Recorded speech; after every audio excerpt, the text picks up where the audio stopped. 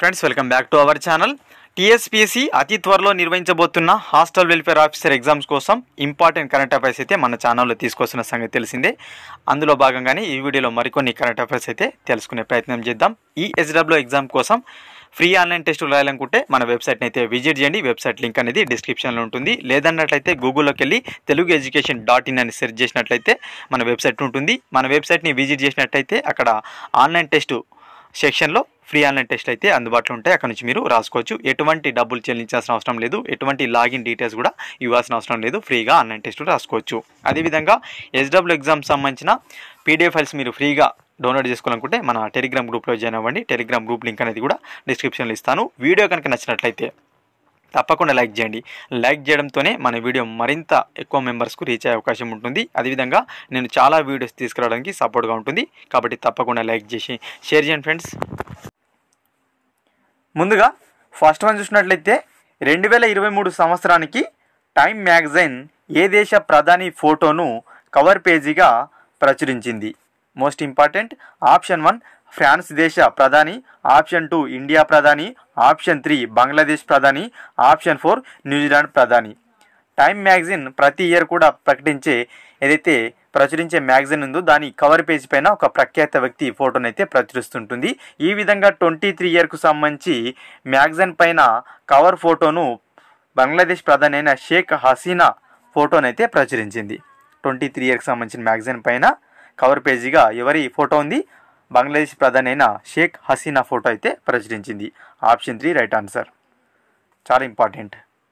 Next one, ఐరాసలో భారత శాశ్వత ప్రతినిధిగా ఇటీవల ఎవరు నియమితులయ్యారు? సో మనకు ఐక్యరాజ్య సమితిలో భారత్ తరపున ఒకరైతే శాశ్వత ప్రతినిధిగా ఉంటారు. ఎవరు ఇటీవల అపాయింట్ అయ్యారని అడుగుతున్నారు. Option 1 Arindam Bagchi, option 2 Ruchira Kamboj, option 3 Sarang Deo, option 4 Shakti Kanta Das. So మనకు ఐరాసా ఉంది కదా, ఐక్యరాజ్య సమితిలో భారత శాశ్వత ప్రతినిధిగా ప్రస్తుతం అరిందమ్ బాగ్చి అయితే అపాయింట్ అయ్యి ఉన్నారు. ఓకేనా, అరిందమ్ బాగ్చి. అంతకుముందు ఎవరున్నారంటే రుచిరా కంబోజ్ గారు అయితే ఉండడం జరిగింది. సో ఈమె స్థానంలో అరిందమ్ బాగ్చి అయితే ప్రస్తుతం భారత్ తరపున శాశ్వత ప్రతినిధిగా ఐక్యరాజ్య సమితిలో ఉండడం జరుగుతుంది. Option 1 right answer. ఓకేనా. ఆర్బీఐ డిప్యూటీ గవర్నర్కు సంబంధించి సరి అయినవి. ఆప్షన్ ఏ స్వామినాథన్ జానకిరామ్ తాజా 4 గవర్నర్లలో ఒక గవర్నర్గా నియమితులయ్యారు. ఆప్షన్ బి 4 గవర్నర్లలో 2 వాణిజ్య బ్యాంకుల నుండి, ఒకరు ఆర్బీఐ నుండి, ఒకరు ఆర్థికవేత్తగా ఉంటారు. ఏ సరైంది, బి సరైంది, ఏబి సరైంది, ఏబి తప్పు. చూసుకున్నట్లయితే ఇటీవల ఆర్బీఐ 4 గవర్నర్లలో ఒకరు స్వామినాథన్ జానకిరామ్ గారు అనేవారు అపాయింట్ అయ్యారు. సరైంది ఇది. ఓకేనా. అదేవిధంగా ఈ 4 డిప్యూటీ గవర్నర్లలో 2 వాణిజ్య బ్యాంకుల నుండి ఉండరు, ఒకరు మాత్రమే వాణిజ్య బ్యాంకుల నుంచి ఉంటారు. గమనించండి. ఇంకా 2 వచ్చేసి ఆర్బీఐ నుంచి ఉంటారు. ఇక్కడ ఒకరు ఆర్బీఐ నుండి అన్నారు, ఇక్కడ 2 అనమాట. ఆర్బీఐ నుంచి 2 ఉంటారు. అదేవిధంగా ఒకరు ఆర్థికవేత్తగా ఉంటారన్నమాట. మొత్తంగా 4 డిప్యూటీ గవర్నర్లు ఉంటారు. తాజాగా స్వామినాథన్ జానకిరామ్ గారు కూడా డిప్యూటీ గవర్నర్గా అయితే అపాయింట్ అవ్వడం జరిగింది.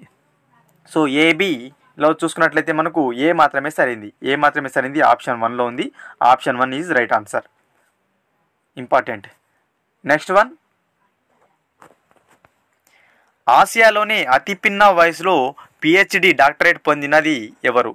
So most important. ఓకేనా. మన ఆసియాలోనే అతి చిన్న వయసులోనే పిహెచ్డి డాక్టరేట్ పొందిన పర్సన్ ఎవరని అడుగుతున్నారు. సో చూద్దాం. Option 1 Naina Jaiswal, option 2 Shruti, option 4 Swati, option 5 Nandini Gupta. So మనకు చూసుకున్నట్లయితే ఆసియాలోనే అతి చిన్న వయసులో పిహెచ్డి డాక్టరేట్ పొందిన పర్సన్ ఎవరంటే నైనా జైస్వాల్. సో ఈమె ఎక్కడి పర్సన్ మరి? సో ఈమె తెలంగాణకు చెందిన పర్సన్. తెలంగాణలోని మహబూబ్ నగర్ జిల్లాకు చెందిన పర్సన్ నైనా జైస్వాల్. ఈమె ఎవరంటే ఇంటర్నేషనల్ టేబుల్ టెన్నిస్ ప్లేయర్ అనమాట. ఏ యూనివర్సిటీ నుంచి పొందింది అని అడిగినట్లయితే మనకు ఏపీలో రాజమండ్రి ఉంది కదా. సో రాజమండ్రిలోని ఆదికవి నన్నయ్య విశ్వవిద్యాలయం నుంచి ఈ డాక్టరేట్ని అయితే పొందింది.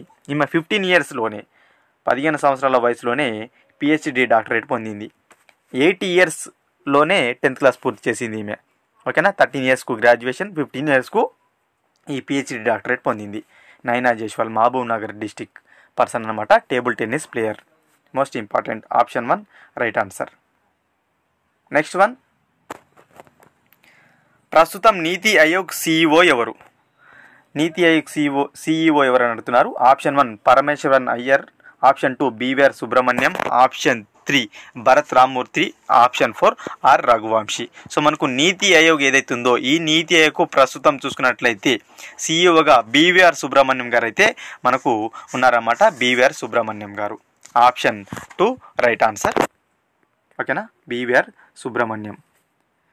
అయితే అంతకుముందు ఎవరుండే అని అడిగినట్లయితే పరమేశ్వరన్ అయ్యర్ గారు అయితే అంతకుముందు నీతి ఆయోగ్కు CEOగా ఉన్నారు. అయితే అతను ఏంటంటే ప్రపంచ బ్యాంక్ ఉంది కదా, సో ప్రపంచ బ్యాంక్ ప్రధాన కార్యాలయంలో ఎగ్జిక్యూటివ్ డైరెక్టర్గా అయితే అపాయింట్ అవడంతో ఆ పోస్ట్ ఖాళీ. దాంతో BVR సుబ్రహ్మణ్యం అయితే అపాయింట్ అవడం జరిగింది. ఇతను ఏ స్టేట్కి చెందిన పర్సన్ అని అడిగినట్లయితే ఏపీకి చెందిన పర్సన్. BVR సుబ్రహ్మణ్యం ఏపీకి చెందిన పర్సన్. ఓకేనా. అయితే ఇతనికి ఉన్న ఇంకొక స్పెషాలిటీ ఏంటంటే ఇతను CSగా జమ్మూ కాశ్మీర్కు ఇతను CSగా ఉన్నప్పుడు ఆర్టికల్ 370 రద్దయింది. చాలా చాలా ఇంపార్టెంట్. ఓకేనా, జమ్మూ కాశ్మీర్కు ప్రధాన కార్యదర్శిగా పనిచేస్తున్న సమయంలోనే ఆర్టికల్ 370 రద్దయింది. ఎవరు? BVR సుబ్రహ్మణ్యం గారు. ఇంపార్టెంట్. ఓకేనా. నెక్స్ట్ వన్, ప్రపంచ బ్యాంక్ అధ్యక్షుడిగా అజయ్ బంగా, భారత్కు చెందిన అజయ్ బంగా అయితే అపాయింట్ అనే సంగతి తెలిసింది. అయితే ఇతను ప్రపంచ బ్యాంకు ఎన్నవ అధ్యక్షుడు అని అడుగుతున్నారు. 12వ అధ్యక్షుడు, 13వ అధ్యక్షుడు, 14వ అధ్యక్షుడు, 15వ అధ్యక్షుడు. ప్రపంచ బ్యాంకు అజయ్ బంగా, భారత్ వ్యక్తి అయిన అజయ్ బంగా 14వ అధ్యక్షుడిగా అయితే అపాయింట్ అవ్వడం జరిగింది. 14వ అధ్యక్షుడు అజయ్ బంగా. ఓకేనా. ఇతని స్టేట్ ఎక్కడ? ఇతను ఏ రాష్ట్రానికి చెందిన పర్సన్ అని అడిగినట్లయితే గుర్తుపెట్టుకోండి, మహారాష్ట్రకు చెందిన పర్సన్.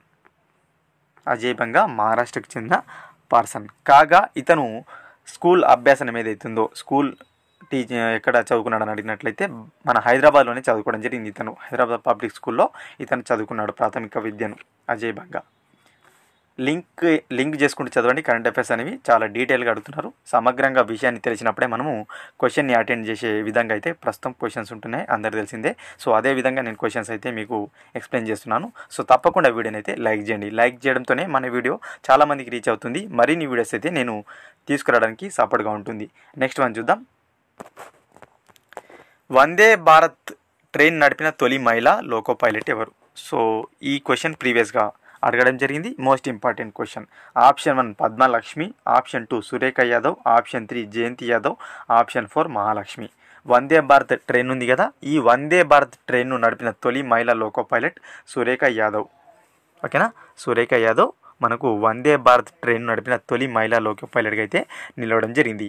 ఎప్పుడు నడిపిందంటే 2023 మార్చ్ 13న సోలాపూర్, అదేవిధంగా మనకు ఛత్రపతి శివాజీ మహారాజ్ టెర్మినస్ వరకు అయితే నడపడం జరిగింది. ఓకేనా, చాలా ఇంపార్టెంట్.